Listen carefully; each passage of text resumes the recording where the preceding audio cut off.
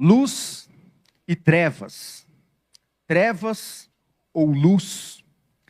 Hoje à tarde, eu sofri, pela manhã, já nem me lembro. Eu sofri um pequeno acidente doméstico. Em algum momento, eu tentei fazer um movimento rápido e acabei não conseguindo. E tomei uma queda. Caí e eu estava com o celular da Fernanda nas mãos. E para não deixar o abençoado do celular cair no chão e quebrar, como o meu já está quebrado, eu resolvi segurar o celular e bati a cabeça no chão.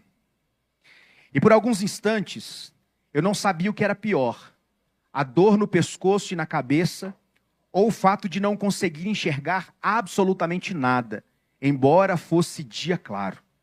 O sol estava raiando, mas por causa daquela queda, eu não conseguia enxergar nada. E por não conseguir enxergar, eu não sabia nem se eu tinha machucado. Como os irmãos devem saber, eu estou com locomoção reduzida do lado direito, e eu demorei um tempo até conseguir ir descendo, igual uma minhoca, na rampa da porta da cozinha da casa pastoral. E depois de um tempo, a Fernanda ficou ali me olhando, não sabia se mexia ou se deixava. Eu fui voltando a enxergar aos poucos, voltando a enxergar aos poucos. A dor ainda permanecia, mas o fato de poder enxergar de novo trouxe alguma alegria, porque eu olhei para as minhas mãos, olhei para os meus pés e percebi que estava tudo inteiro, embora na lateral esquerda do corpo ainda houvessem marcas.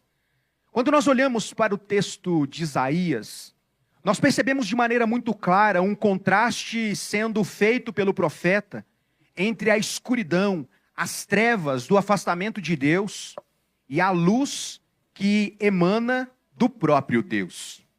Isso me fez pensar, irmãos, a respeito do Natal e das implicações do Natal, as consequências do Natal. E eu gostaria de tratar isso com os irmãos nessa noite. O Natal e os seus efeitos. Embora na perspectiva do texto, Isaías nos apresente primeiro os efeitos do Natal, para depois apontar para o verdadeiro sentido do Natal.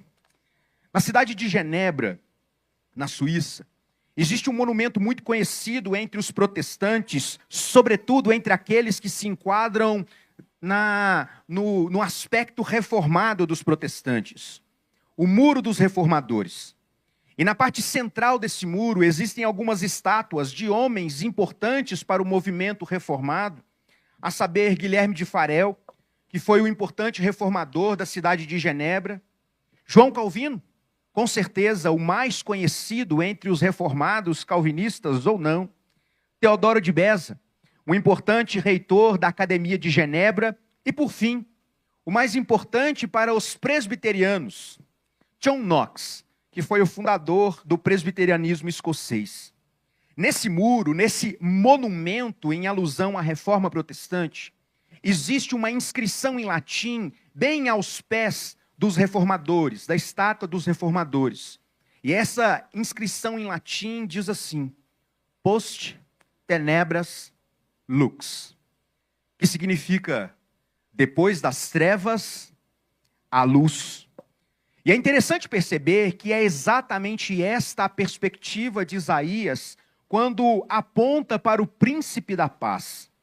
Isaías está falando a respeito da mudança das trevas para a luz. Vejam o que diz, versos 1 e 2. Mas para a terra que estava aflita, não continuará a escuridão. Deus, nos primeiros tempos, tornou desprezível a terra de Zebulon e a terra de Naftali, mas nos últimos tempos tornará glorioso o caminho para o mar, além do Jordão, Galileia dos gentios. O povo que andava em trevas viu grande luz, e os que viviam na região da sombra da morte, resplandeceu-lhes a luz. É muito interessante perceber como Isaías está justamente apontando para um tempo de escuridão, que é justamente o tempo que antecedeu a revelação maior de Deus em Cristo Jesus. No verso 3, Isaías vai ainda apresentar um paralelo interessante, onde ele vai associar trevas, escuridão com tristeza. Ao tempo que ele vai também associar luz e alegria, de maneira que luz está para a alegria, como as trevas está para a tristeza. E é muito interessante perceber como esta analogia ou esse contraste também é estabelecido em outros textos da palavra de Deus. E apenas para citar mais um, Salmo 30, a parte B do verso 5 diz: ao anoitecer pode vir o choro, mas a alegria vem pela manhã. O mundo que estava em trevas viu grande luz. É a respeito disso que Isaías está falando. Certa vez, Jesus afirmou: eu sou a luz do mundo, e quem me segue não andará nas trevas, pelo contrário, terá a luz da vida. Todos aqueles que um dia tiveram um encontro com Jesus Cristo, foi-lhes apresentado a luz do Senhor, a salvação, em quem nós sentimos a verdadeira alegria. E é muito interessante perceber que essa luz que nos veio trouxe implicações, consequências. E a primeira razão da nossa alegria apresentada no texto é justamente a alegria pelo livramento. O verso 4 nos diz: porque tu quebraste o jugo que pesava sobre eles, e a vara que lhes feria os ombros, e o cetro do seu opressor, como no dia da vitória sobre os midianitas. Se por um lado, nesse contexto, a Assíria era controlador do povo, eles seriam libertos desta dominação. A palavra do profeta Isaías é aqui uma boa notícia. É uma mensagem de evangelho, uma boa nova, que traz esperança, que traz alegria ao coração, onde o povo, apesar de estarem sofrendo, eles não mais serão escravos. A mensagem aqui, proferida por Isaías, tem como motivo apresentar a razão da verdadeira alegria no livramento que é oferecido por Deus. A trajetória do povo de Israel ao longo da história é, de fato, uma trajetória de libertação. Por várias vezes, inúmeras vezes, em diversos contextos, o povo de Deus caiu diante dos seus inimigos. E nessa queda, eles foram subjugados. E é interessante observar como a Bíblia trata a vida espiritual de alguém que não recebeu Jesus como seu Salvador, como sendo escuridão. Ao tempo que ela também se refere à luz de Cristo, ao recebermos Jesus Cristo como sendo a luz que nos traz salvação, que nos traz libertação. O apóstolo Paulo, escrevendo aos Romanos, no capítulo 6, versos 17 e 18, diz: mas graças a Deus, outrora escravos do pecado, contudo viestes a obedecer de coração à forma de doutrina que fostes entregues, e uma vez libertados do pecado, fosse feitos servos da justiça. Uma das consequências do Natal é a libertação que temos em Jesus Cristo, nosso Senhor. Ao longo da história, Deus se revelou ao seu povo, provendo meios para libertá-los de uma vida de escravidão, de uma vida de idolatria, de uma vida de completa rendição, e de maneira extraordinária, na plenitude dos tempos, nós recebemos o Natal, o nascimento daquele que de fato traria alegria ao nosso coração. Portanto, irmãos, quando nós falamos de Natal, nós necessariamente falamos acerca da alegria pelo livramento. Nós não somos mais escravos do pecado, porque Cristo nos libertou. Porque Jesus veio ao mundo e levou sobre os seus ombros o castigo que nos traz a paz, como o próprio profeta Isaías diz em Isaías 53. Portanto, o Natal nos faz pensar acerca da libertação que nós temos em Deus. Em segundo lugar, como implicação e consequência, efeito do Natal, nós percebemos Isaías, no verso 5, falando a respeito da verdadeira paz. Nós vivemos em um mundo de guerras. Nós vivemos num contexto de guerras políticas partidárias, guerras por demarcação de territórios, por interesses econômicos, os movimentos que vão acontecendo entre os países, a geopolítica transpira guerras. E tudo o que nós queremos é paz. Tudo o que nós desejamos, ou boa parte daquilo pelo qual nós lutamos, é termos paz. E Isaías vai, de maneira profética, apontar para o verdadeiro sentido da paz. Verso 5: porque toda bota em que o guerreiro andava no tumulto da batalha, e toda roupa revolvida em sangue, serão queimadas, servirão de pasto ao fogo. Meus irmãos, em linhas gerais, o que Isaías está dizendo aqui é que os instrumentos de guerra serão destruídos, porque não haverá mais guerra.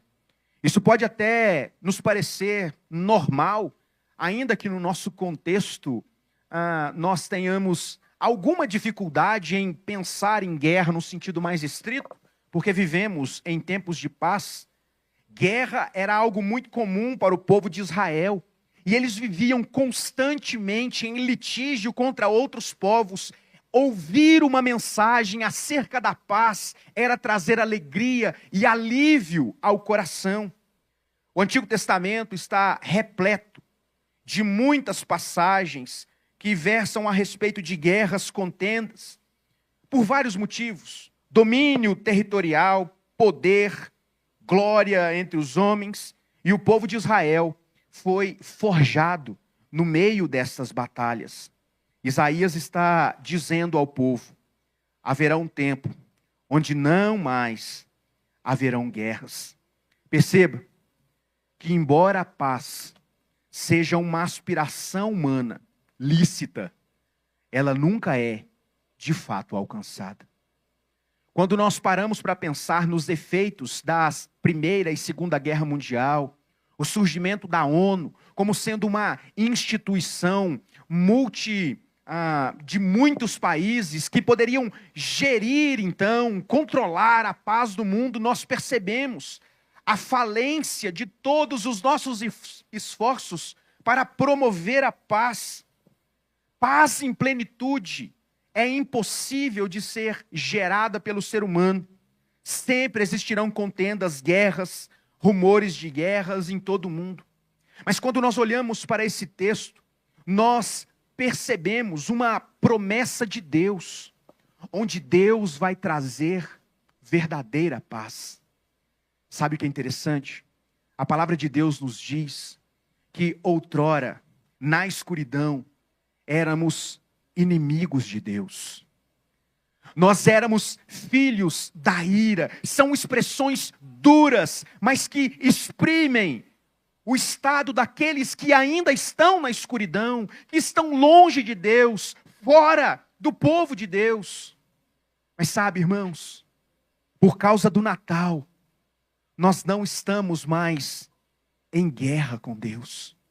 Nós não mais lutamos, militamos contra Deus, porque nós o recebemos no nosso coração, e nós não apenas não somos mais seus inimigos, mas temos paz em Deus, porque Deus não muda apenas o nosso presente, Ele nos traz esperança para o futuro. O Natal tem como um efeito principal a libertação do pecado, e essa mudança do nosso estado de relacionamento com Deus. Agora, João 1,12, porque fomos feitos filhos de Deus, nós temos paz com Deus e paz em Deus. Por fim, Isaías nesse texto aponta então para aquilo que de fato nos traz essas bênçãos: o livramento e a paz, que é o Messias. Verso 6: porque um menino nos nasceu, um filho se nos deu, o governo está sobre os seus ombros, e o seu nome será Maravilhoso Conselheiro, Deus Forte, Pai da Eternidade, príncipe da paz. A vinda do Messias era a mensagem de conforto e esperança para o povo de Deus. Era a esperança de que eles seriam, de uma vez por todos, libertos e Israel viveria em paz. Mas por que um menino? Num contexto de lutas, por que um menino? Por que não enviar um guerreiro? Por que o Messias foi anunciado como um menino? Porque o nascimento de Jesus é tão importante assim para a nossa fé. Porque falarmos e vivermos o Natal é algo tão importante para nós, é central na fé que nós comungamos. É necessário nós nos lembrarmos que absolutamente nada aconteceu por acaso. Nada na história da redenção foi por acidente. Desde o Antigo Testamento, Deus havia prometido salvação para o seu povo por meio do filho da mulher. Perceba, meus irmãos, que Jesus é o cumprimento da promessa de Deus desde as primeiras cenas da história da humanidade. Em Gênesis 3, Deus promete que a semente da mulher esmagaria a serpente. Em Gênesis 49, o descendente de Judá seria o governante que o governo não sairia de suas mãos. Em 2 Samuel, o filho de Davi reinaria para sempre. Na mente do judeu, a salvação viria por meio da concepção, vida continuada, passada de pai para filho. E isso era o que trazia esperança ao coração dos pais. É por isso a alegria em conceber um menino varão, porque havia sempre a expectativa do nascimento do Salvador, do Messias. E é interessante como o Messias nasceria como menino, mas ao mesmo tempo possuiria características próprias, atributos próprios do próprio Deus. Portanto, irmãos, o que Isaías está dizendo aqui é que Jesus é o cumprimento da promessa de salvação da parte de Deus. As profecias veterotestamentárias possuíam os seus cumprimentos, e muitas delas, um duplo cumprimento, um imediato, mais singelo, e outro futuro e pleno. Portanto, o Natal é isso. O nascimento de Jesus, uma promessa que nos foi comunicada desde muito tempo.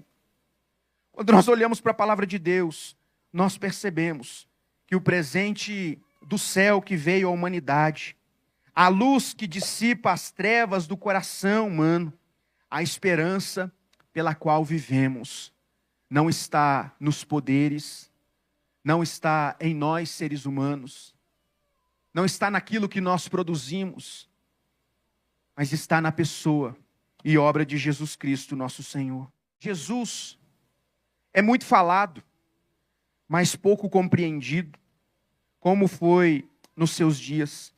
O Verbo estava no mundo, o mundo foi feito por intermédio dele, mas o mundo não o conheceu. Ele veio para o que era seus, e os seus não receberam. Mas a palavra de Deus nos diz: mas a todos quantos o receberam, deu-lhes o poder de serem feitos filhos de Deus, a saber, os que creem no seu nome. Hoje, irmãos, mais uma vez, nós nos lembramos do nascimento do nosso Salvador. E é importante que nós comemoremos, que nós pensemos no Natal e em suas consequências, implicações. Mas nós não podemos restringir o Natal e os seus efeitos a um dia no nosso calendário.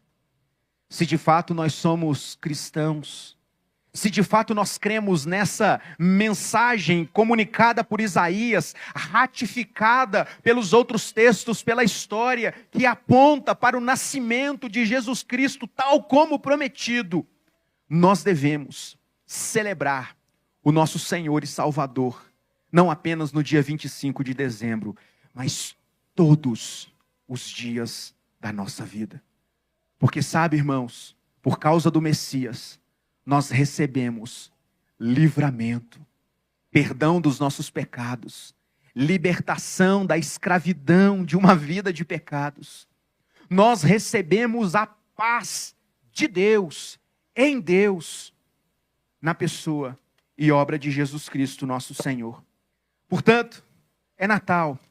Celebremos o Senhor, hoje, amanhã e todos os dias da nossa vida, porque o nosso Senhor um dia nasceu, viveu e Ele morreu para cumprir o plano redentor do nosso Deus.